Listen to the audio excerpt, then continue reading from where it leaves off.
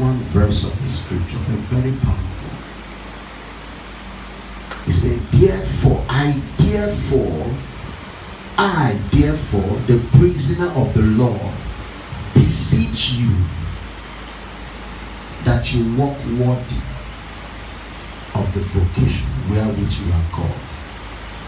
I therefore, the prisoner of the Lord, beseech you that you walk worthy of the vocation wherewith you are called.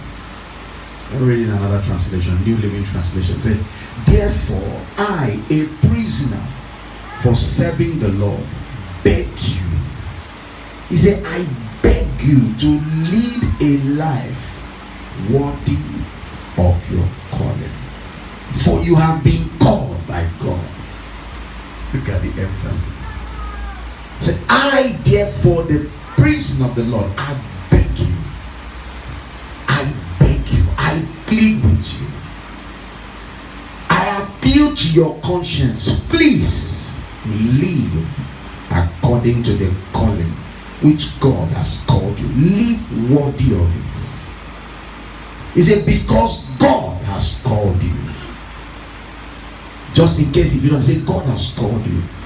And I'm sure your mind is thinking about so many things, what I'm going to say. But what God talked to me about this was something different altogether. If you have read it, you understand where I'm going. If you read what I said in the morning. Now, Paul has worked so hard to win souls. He has worked so hard to teach them, to invest in them, lay hands on them, speak to them, make sure they receive the gift of the Spirit, prophesy over them. Over time, the Bible says he will go back and again, he will try to encourage them, he will revisit and he will talk, and he was doing, he invested so much in the knowledge and the revelation that God has given to him. Now, at some point now, he was arrested, a prisoner. He knew that this arrest, he may not come out of it. God already told him, he knows he will probably die of something like that. So, but while he was in that state, it came back to him that all these efforts that I've made, all this investment that I've made, all these words of prophecy that I've made, these people may end up making it a waste by not taking full advantage of it. I don't even get what I'm saying. All this time that we have spent with God, all this time, Paul said, all the things that matter to me I count for lost, just that I may grab what God is saying. He invested time. He suffered persecution. He suffered all kinds of things to make sure that he got across to them the word, the prophecy. And Paul taught that. He said, may all this effort not be in waste. So he wrote them. He said, I the prisoner, know it, I'm a prisoner because of the value of what I've handed over to you. But I'm thinking that many of you may not place value on what you have received. He says, so please, I beg you. Are you getting that? I beg you. Walk worthy of the calling. See, it says, I beg you, make a good proof of what you have received. Make a good proof of the words that I've said to you. Make a good proof of the prophecies. Make a good proof of the hands that I laid to you. Something has been dropped on you. Make a full proof of what God has said. He said, I beg you. I beg you. Listen, right there. We all have a kingdom responsibility. We all have a kingdom responsibility. There is an expectation from heaven concerning us. We all have kingdom responsibility. What is that responsibility? Responsibility is something that God expects you to do. A responsibility is something that God expects you to do. A responsibility is something that you are expected to do. It is what you're supposed to do.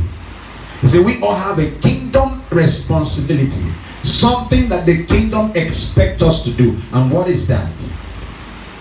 You see, and that responsibility is to manifest what God has called us. That responsibility is to manifest what God has called us. That responsibility is to manifest what God has called us. We all have a kingdom responsibility, and that responsibility is to manifest what God has called us. Please, are you hearing me? We have a responsibility. Paul begged them, he said, please walk worthy. Let your life be a reflection of what God has called you, of what God has said. I'll give you an example. God has said that this year is our year of dominion. It is your responsibility to manifest that word.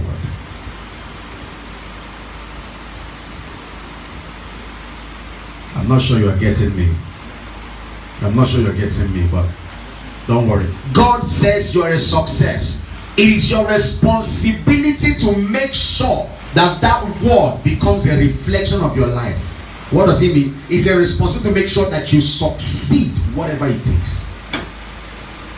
You make that word come to pass. You make that word come to pass. So what does it mean? You take what God has said seriously. That becomes yours. That becomes all that you see. God says, this year I'm a success. That becomes your focus. That consumes you. You consciously begin to align yourself and everything that concerns you to make sure it reflects that word. What does that mean? You say no to failure. Anything that will bring about failure, you will reject it. You will stay away from it.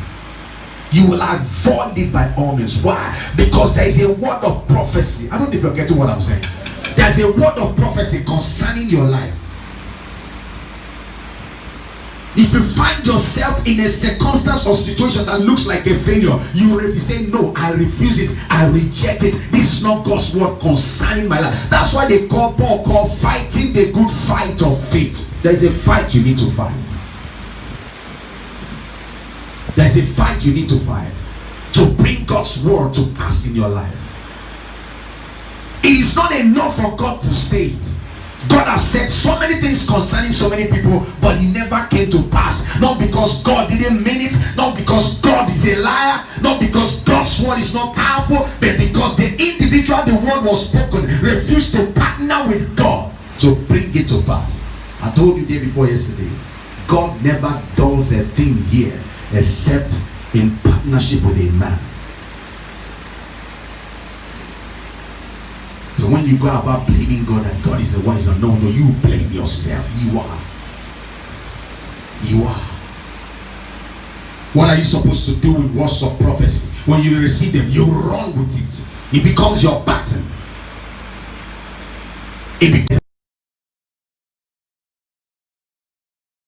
going to be a doctor. What you do. Now, if you were before, maybe you were in secondary school and you're about to take your GCE or what? Why can you have not done that? And God said, you get a prophet, God said that you are to be a doctor. That should become a guide for your life. When you're choosing the kind of courses to do, you don't choose arts, you choose sciences. I'm trying to teach you how to bring the prophecies to come to pass, because you actually bring prophecies to pass, and you can actually truncate a prophecy. You can cut it off, you can abort it. God says I'm going to be a doctor. What's the first thing I do? After I start choosing, I have to do sciences. He said, I don't know sciences, I have to know it. Why? Because God said I'm destined to be what? A doctor. Everything I do must be, everything about me must align towards the direction of that prophecy. I'm designed to be a doctor. Not when God say you be a doctor, you're not going to be doing arts. And you think it's by magic you arrive as a medical personnel. It will not work like that. If you are sure that was what God said, even if you take the WAEC and you fail it, you take it again, because that's what God said. The doctor, that's what I hear. I remember when I wanted to go to school, I told you that story. So I went to my uncle, one of my uncles, and I told him I want to go to school. Of course, my father was late then. I said I want to go to school, and he told me that there is no money to take me to school. I should go and learn mechanic. Now listen, mechanic is not a bad thing. There are people that are destined for it. And those who are destined, when they get involved in it, they make it in it. But I knew even before that time that I was not wired for that. Destiny was moving me, taking the kind of step. See, I learned how to sell drugs. Chemist, all this from I did it for 1 year. When I left school, I entered into the Anglican church, and I worked there for a couple of years as a church teacher. But I knew with the music thing and everything that I was not going to fly in that environment, because the environment does not permit it. Even though now they are becoming liberal, but then it was not like that. So when I got into school, first of all, when the man told me I was going to learn mechanic, I said no, I wasn't going to do that, because I know I wasn't wired for it. So I have to seek for another person's counsel, because I know what I heard. And the man told me, he said, you get the admission first, money will come out. He said, money is not first, get the admission first. So I went to take GCE and I got admission, and true like what he said, money came out. While I was in school, there was an Anglican chapel, but there was a Protestant, a particular chapel for Pentecostals, those who are not Anglican. I didn't go to the Anglican one, even though if I had gone there as a church teacher, they would place me very high. But I knew that environment was not going to fertilize what God has said. I have a word of prophecy. My uncle told me, listen, your grandfather is Anglican, your grandmother is an Anglican, me, I'm an Anglican priest, and blah blah blah. That is what you are. That's not my destiny. Say, so don't you ever try not to be an Anglican. Say, that's what you are. So I joined, and as I moved, everything about me has been that prophecy. That's over how many years now? In one of that prophecy, one meeting, I was told, somebody told me, say, he brought a Bible and said, all your money, all your wealth, all your greatness is inside this book. Do you think it's by accident I'm doing what I'm doing? No, it's a word of prophecy that have been said years back. And those word of prophecy keep confirming and reconfirming itself. My grandmother told me that when they gave birth to you, they said you're going to be a bishop. Do you think it's by mistake that I'm doing what I'm doing? No. My life has been, I don't even get what I'm saying. My life has been patterned after this prophecy. They heard that word, and they let me in the church. I've been in the church all my life. Does that mean I've been a perfect person all my life? No. But that's when I go like this, it brings me back, because I'm conscious of that words of prophecy.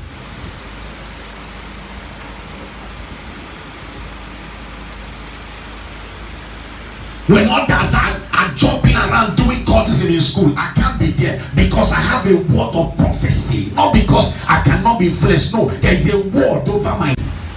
One of the things they told him, he said, Samson, you will not see a dead body. Samson, you will not eat anything that came out from a dead body. Samson, you will never cut your hair. Samson, you will not drink an alcoholic drink. Anybody can drink it, but you will not drink it. The guy was aware. He knew what it would take to keep the power moving. Nothing serious. So the guy comes, he's hungry, and he meets his brother, and the brother say, give me your firstborn this thing, and then I will give you. I mean, common sense should tell you, why do you want my firstborn position? The guy said, I beg. This is not firstborn position. I beg. Everybody know who the firstborn. You say